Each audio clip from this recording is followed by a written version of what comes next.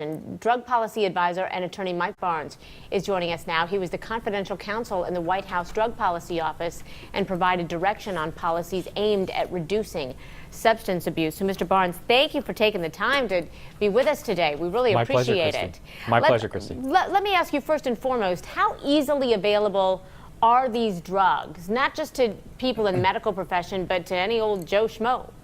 These drugs are not available without a significant number of restrictions on them. The first and foremost is that you have to have a prescription. Even propofol is regulated by the FDA that it requires a prescription, and it can only go to medical practitioners. The other types of controlled substances that we're talking about are at a higher level where they're regulated not just by the FDA but also by the DEA. And so in addition to basic record-keeping requirements that practitioners have, there's also these affirmative reporting requirements that go back to the DEA, so there's a much higher level of scrutiny for this chain of custody, this distribution process for controlled substances.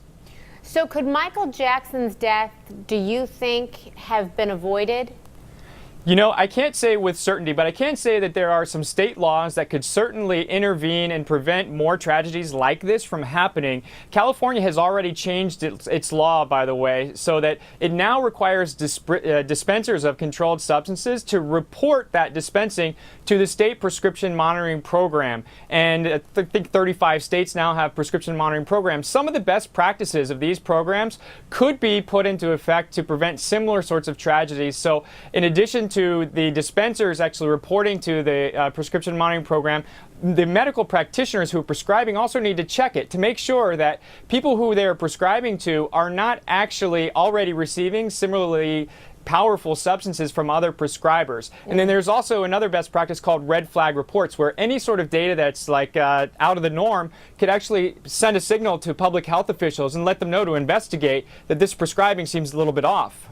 But would what Dr. Murray would what he was requesting from pharmacist Tim Lopez, would that have been a red flag? Or would those have been normal levels that you would have assumed for an entire practice somewhere else, not necessarily obviously for one person? Right. The quantities that you're talking about, as far as I understand, were for about thousands of people, you know, well into over 1,000 people who would be using that amount of propofol. But you point out an important question of these state laws that you need to have interstate data sharing. So Nevada would have had to share its information with California and vice versa. That's another best practice that states need to implement in their prescription monitoring programs.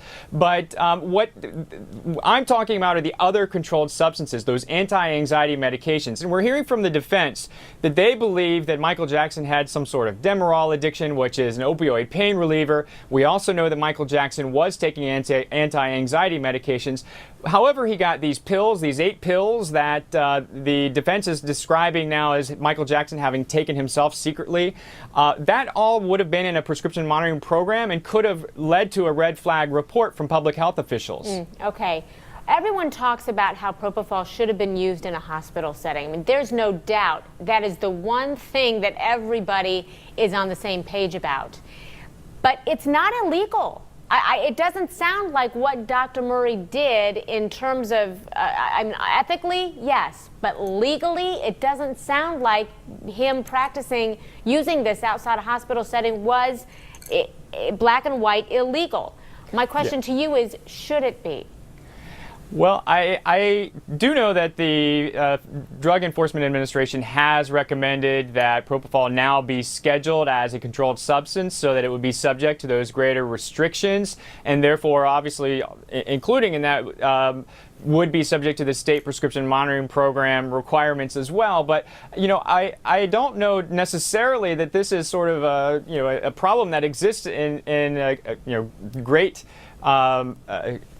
quantities, yes, thank you. Because, you know, this is so extreme, this is so bizarre behavior on behalf of a practitioner that he would actually take this into the setting and against all the warnings associated with the medication on its label, against general standard medical practice. We heard from the other medical practitioners, it's just unheard of. So, you know, I think it could certainly be beneficial to restrict the access in a greater way by scheduling the propofol as a controlled substance, but I don't think it's going to fix a big problem. You know, it's just sort of a really bad situation with this instance, but it's not common.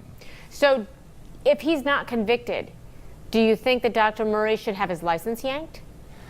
I do. I'm hoping that he will be convicted just because of the egregious nature of his actions. And I do think that it's imperative that there be justice for the family and the fans of Michael Jackson. And if not, it's going to really undermine a lot of people's credibility in our system of justice. But at the very least, yes, he should not be permitted to practice medicine because he doesn't take the adequate precautions that are necessary to keep his patients safe. And the medical board is responsible for ensuring that patients are safe, that licensed medical professionals are actually following the standards of care and the best practices. And in this case, he certainly has a long history, with Michael Jackson at least, of not doing so.